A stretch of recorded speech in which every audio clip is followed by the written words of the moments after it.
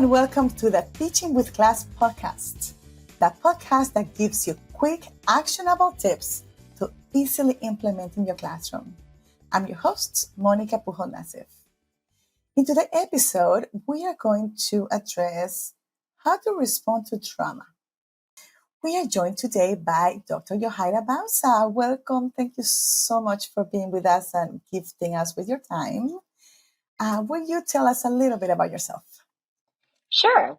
So thank you so much, Monica, for inviting me to be on this podcast. It's really an honor to be speaking directly with teachers and knowing that they are going to use this information in their classrooms tomorrow. So my name is Dr. Johayra Bouza, and I work in Miami-Dade County. I've been working with teachers and families here for over 13 years. I started off working in the classroom, just supporting the teachers more like an assistant and working with them to be able to support the development of children. I went on to get my master's in statistics and then my master's in child development. And I was one of these children that was born in poverty in a culturally and diverse home. And it was just so empowering to have teachers that knew how to support my development and knew how to work with my family to support my development. I was so lucky to have teachers just like the ones listening today that were truly invested and that wanted to make my school experience be successful and give me an opportunity to have the career that I have. That is so powerful when you can go back and attribute a lot of your success to teachers. And for the teachers who are listening, to see it, you know this, every day you're making a difference in the life of the children you work with. And they're going to, in 20 years, they're going to say the same thing about you. Yes. Thank you for the 20 years. I appreciate that. My parents were immigrant families from Cuba. And so they didn't have a lot of knowledge on the system or how to be able to support my development. And it was truly because of teachers like the ones listening here today that I was able to get my education because my parents had no idea how to navigate this system.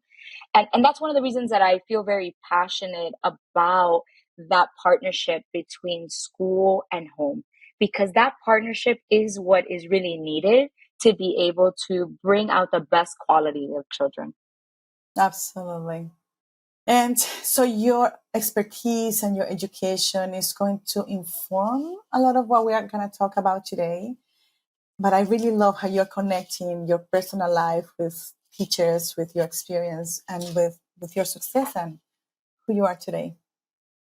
Thank you. Yeah. And I think that being in the classrooms with real teachers, with real children, I think it really is going to help us understand what are some actionable steps that we can do, which is important. But, knowing a little bit of the background, my whole life was made possible because of teachers, because of my parents working together. I think it really helps us understand where that passion comes from and gives us hope to see, like, if someone like me can make it because of teachers like this, then the kids in your classroom are going to be able to make it. Thank you so much. So, my dear teachers, we have been listening to your call for help. We are almost at the end of this year with the episodes, but we didn't want to finish the year without addressing this important topic, and we found the best person to help us with this. So we've been hearing you. Everything is changed. Children's behaviors have changed, and you want to understand those behaviors. And with that, you have also seen extreme behaviors that you just say, I just don't know how to do this. I've been implementing strategies that I've been learning, working with the class tool and improving every year. But now it just seems like it's more extreme. And as all of you know, and we know, these behaviors are trying to tell us something. So we are going to address that, how to support you to support your children who are going through any kind of difficult time in their life. And they're coming to your classrooms, right? And they're interacting with you and with your other children. So it is a sensitive topic. It's so powerful, and again, it's in response to your call for help. So, Dr. Johayra, Lately, we've seen an increase in those challenging behaviors in the classrooms. What may be some of the reasons for this change, for the change in the challenging behaviors? Yeah, so I know many of us are working with early childhood, and if we think of March 2020, right? March 2020, our lives changed. COVID came into our lives. Many of our children were quarantined with their families at home. Their families were under a lot of financial stress. Sometimes, unfortunately, there were a lot of family situations like domestic violence, incarceration, and a lot of the children were suffering through that stress. So we are going to see an increase of challenging behavior as a consequence of these situations. And even the children that didn't have those impactful life changing situations like domestic violence or incarceration, they were socially isolated, right? So they were interacting maybe mostly with their parents or immediate families. They weren't getting the opportunities to go out to the grocery store, to go to a playground. And every single moment of children's lives, they are learning how to socialize. And we limited that for them.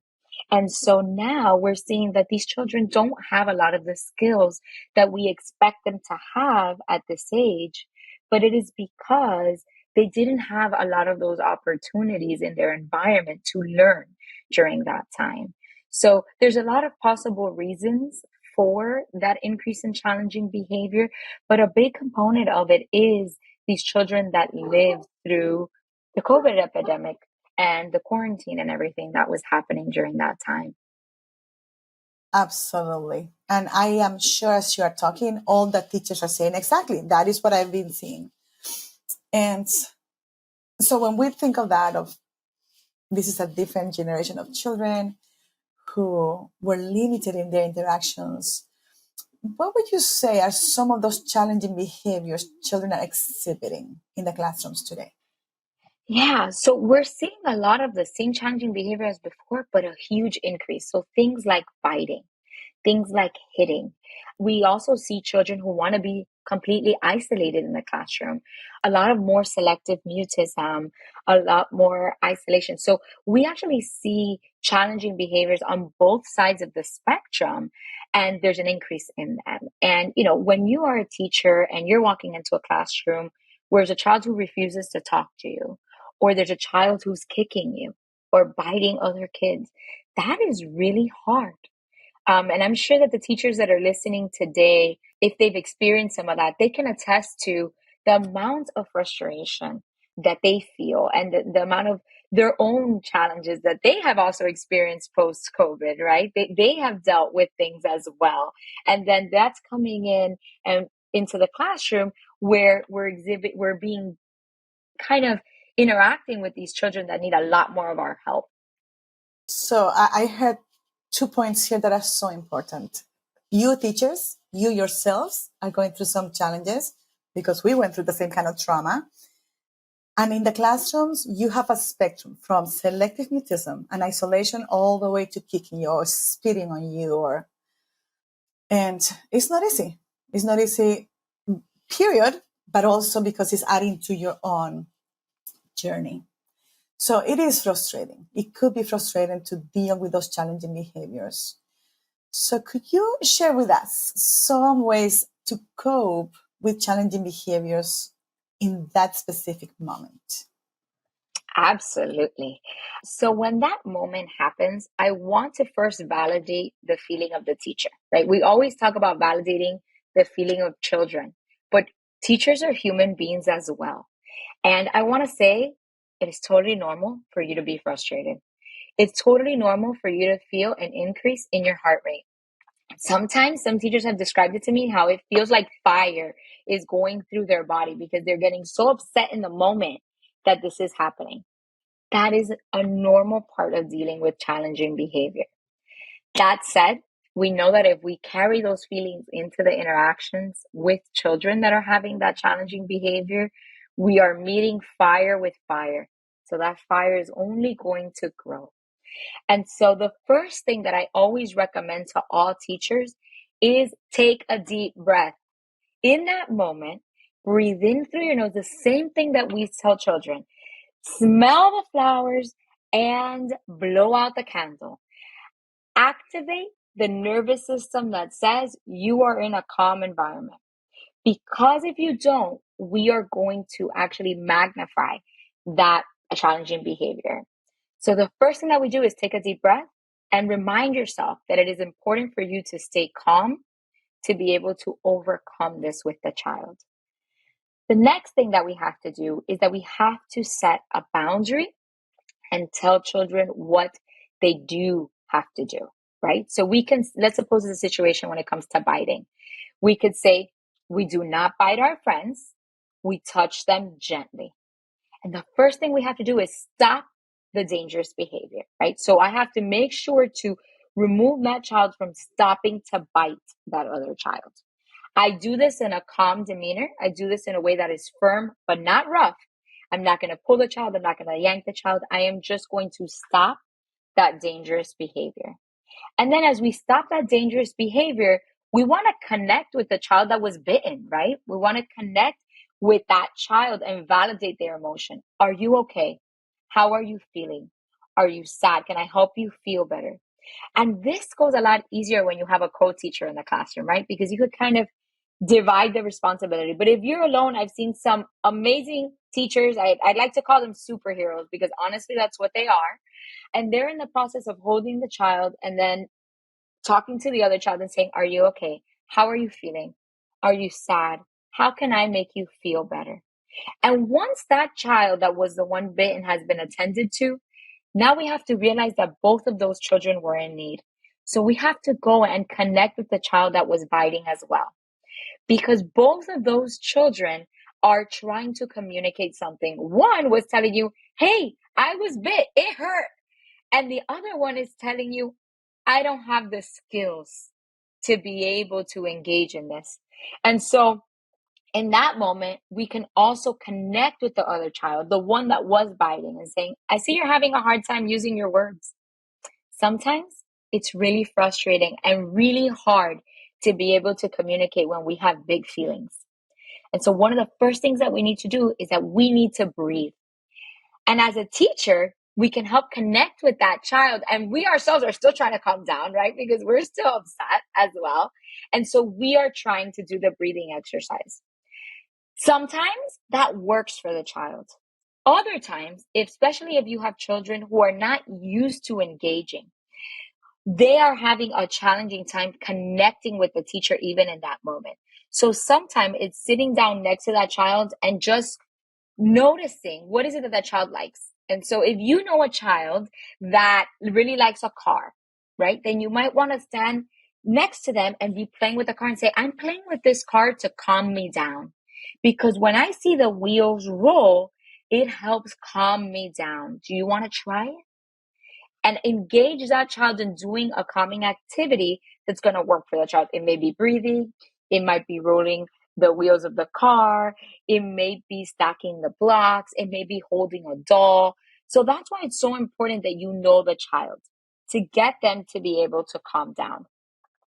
When all the emotions are calm, then we are going to ask the child that exhibited the challenging behavior to come with you and interact with the child that was bitten. But we're not going to force them to hug. We are not going to force them to say they're sorry, but we're going to model for them how to do it. So we might say something like, Lucas, I know it was hard today when Danny bit you. I just wanted to tell you that I'm so sorry that that happened today. And then you can give Danny an opportunity to say something. Say, do you want to say something to your friend Lucas?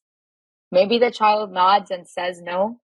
But I promise you, the more often that you do this, because you have modeled the right behavior, the child is going to be more likely to want to apologize. They're going to be more likely to want to engage. So we take a deep breath, we set a boundary, and we connect with both kids. Then we model the behavior that we want to see, which in this case, it was apologizing. And those 4 strategies, if we use them consistently, we're going to be able to have children that are going to be able to connect better with each other. Yeah. And when you're talking, I am going back in all these situations that I've seen in the classrooms and how hard it is for the teachers. So de-escalating yourselves, my beautiful teachers here, first. And it's almost like practicing that self-regulation. And it has to be so fast because that is happening in the moment. But 3 breaths, that's what it takes.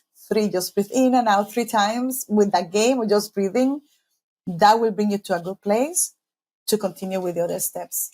Please. I just wanted to say, I wanted to highlight what you're saying. It's so fast. So you don't have time in that moment. You have to attend to the dangerous behavior, right? And something that's going to take 5 seconds, it's going to change how you're going to approach that. So it's something, the classroom dynamic is running fast and you are implementing a strategy that is also very quick.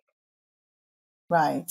And the other thing I so appreciate that you said, once the child who was bitten is calm, and then you were able to interact with the other child, the biter, and that child has also come down. And sometimes they need more time than others to come down, right? Sometimes they're just furious and they're kicking, and it's a harder situation. But eventually when that happens and you approach the child who was bitten, thank you for saying, right? We're not going to force that child who bit to do something. You're going to model it.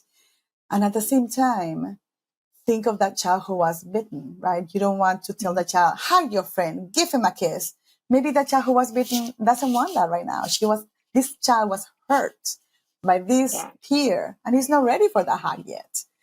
So it's really thinking of what are we doing that the little things will make a huge difference in resolving that moment. And Monica, I always tell teachers, like, imagine that you had an argument with your significant other, right? And that person said something very hurtful to you. Imagine if 2 minutes later, there was somebody else who came, there was a mediator and said, you guys have to hug. You don't want to be hugged by that person, and that person doesn't want to hug you in the moment, right? And so when we put it in the situation where us as adults, we're like, no, give me a moment. Like, I need to breathe. You need to apologize. Like, give me a second. If that's us as adults, imagine little kids, right? So like you said, maybe the child that was bitten doesn't want a hug. And maybe the child that bit was still like, well, I bit you because you hit me first. And so there's a lot of feelings that are going on there that just forcing that physical contact is actually not making things better. It's actually making things worse. Absolutely. Thank you. I listen to these strategies. I put myself in your shoes, teachers out there, and how you are processing this information, right? Placing yourselves in those situations and projecting how is it that you can do that next time that you have a situation like that. That they seem to be more these days. So now we spoke about what to do after that challenging behavior. So would you talk a little bit about how would you communicate with families of that child with the challenging behavior? Yeah. So at times, and this is a quote that I love, and I've seen it in a lot of professional development experiences. And I think the more we say it, the more we believe it. Behind every challenging behavior is a story that's going to break your heart. So once you dig deep and see what is going on with the families, what is the scenario this child is living in, you get to know why this child is exhibiting these challenging behaviors. I have had situations where teachers have told me, Mom is never home and she's a single parent. The neighbor's watching over this child. She has her own children and Mom is always working. She has to provide. And so this child, you know that they're exhibiting this challenging behaviors because of lack of connection. So even before I communicate with families, I always tell teachers, you have to reframe the way that you think about this child. So reflect on the experience that happened. What triggered that behavior? What did you notice about the way the child came in that morning? Are they just hungry? Is that why they're biting? Because they weren't fed in the morning? Are they biting because they are trying to get a toy from someone and they don't have the language to be able to communicate? And then once you try to figure out what the trigger was, I want you to do a little bit of reframing in your head and say, okay, I have figured out the child doesn't have language skills. The child is not able to do X, Y, and Z. But now I want us to think about, okay, what is it that this child can do? What are the skills they do have? What are the interests that they have?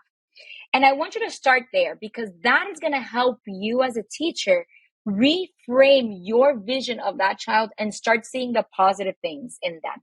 And that's going to make you better prepared to communicate with the family.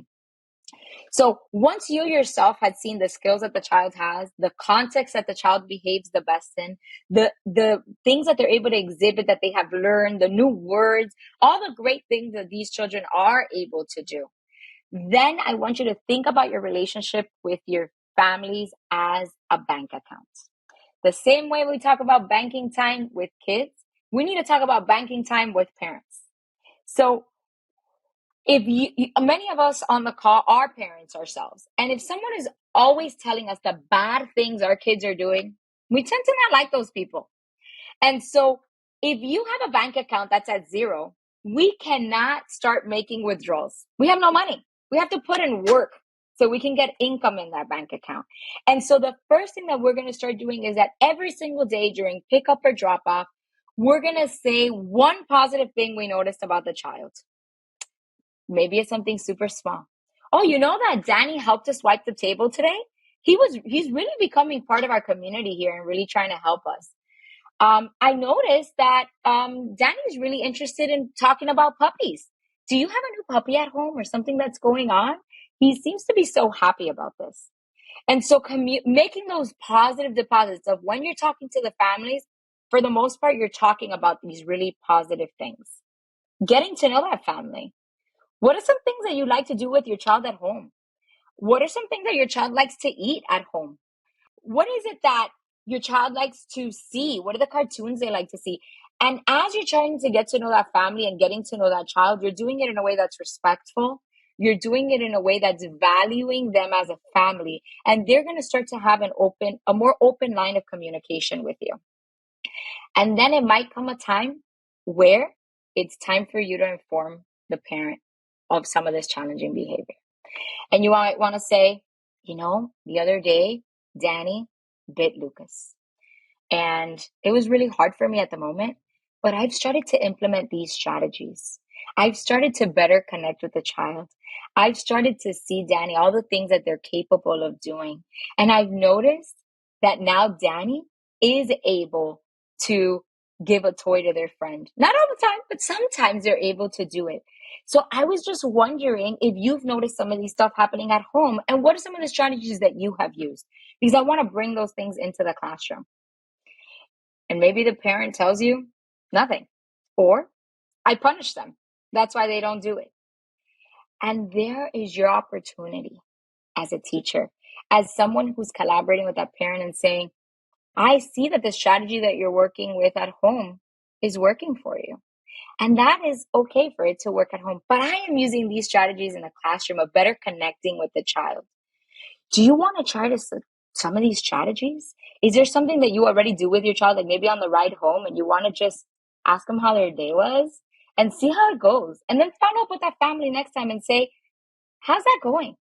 When you ask your child, what did they eat today in the classroom? Was your child able to share with you? How is that going?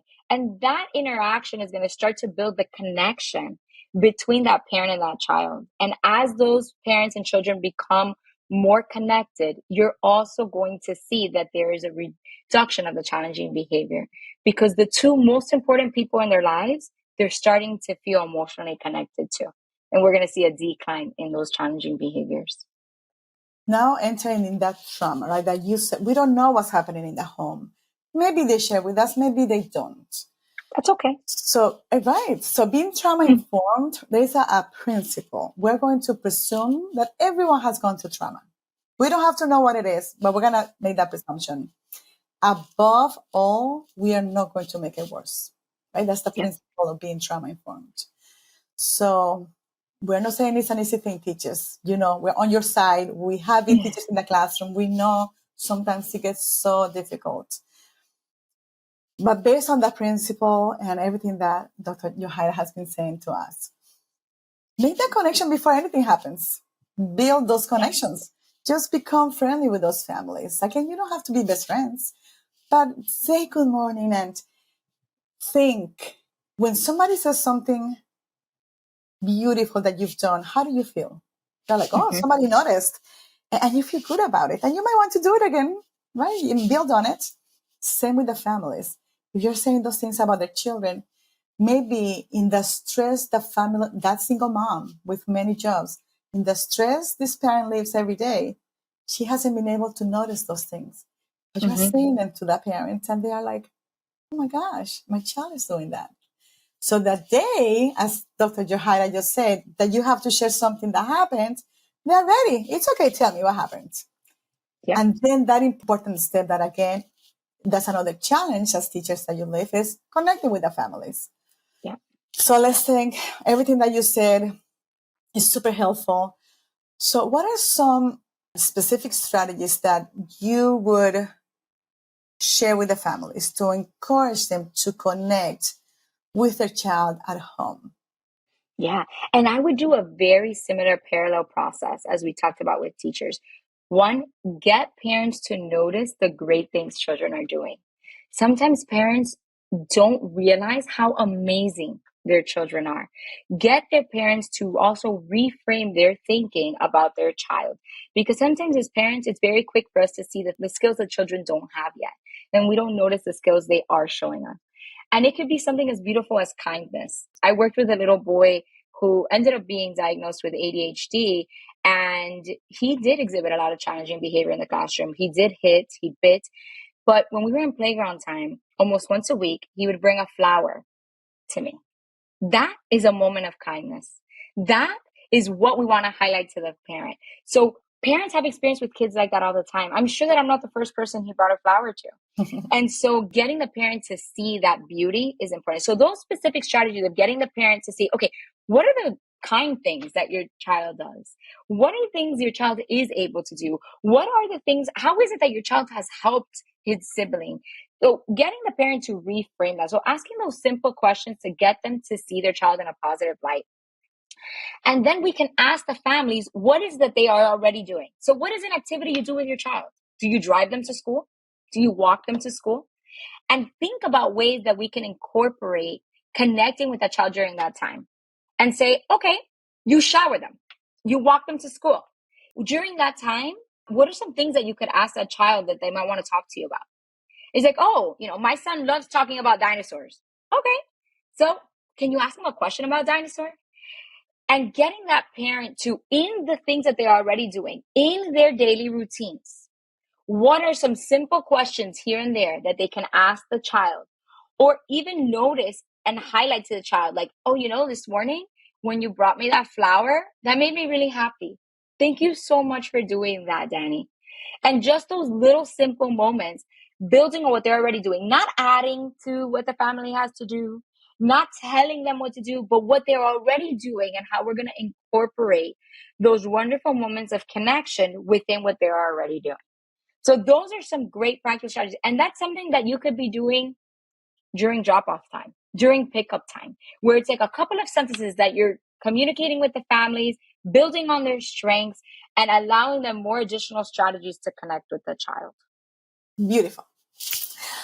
Okay, so let's start closing this episode with 2 or 3 strategies that you want the teachers to live with, concrete strategies, actionable tips that they can do with their children if they're with the children this afternoon or Monday.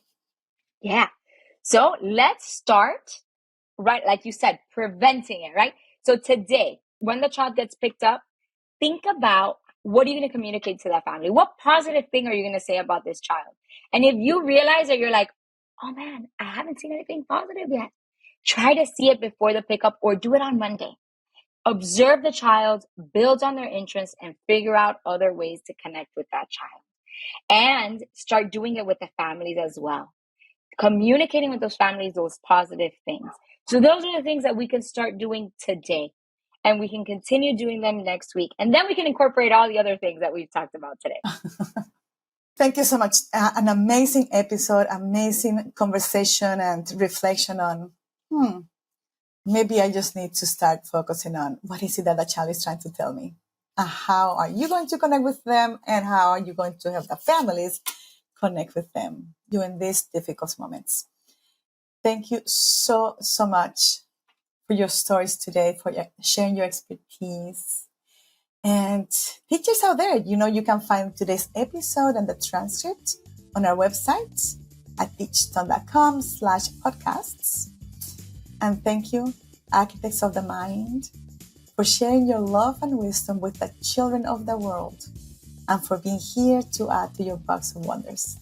I will see you next time. Bye-bye.